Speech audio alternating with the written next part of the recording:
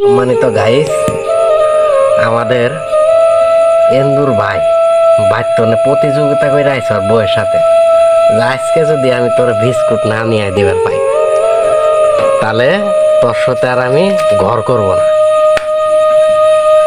এর মধ্যে সারা বাজার সারা রাতি দৌড় পারছে, আজ বাজে দৌড়া বিস্কুট এটাও পায় নাই।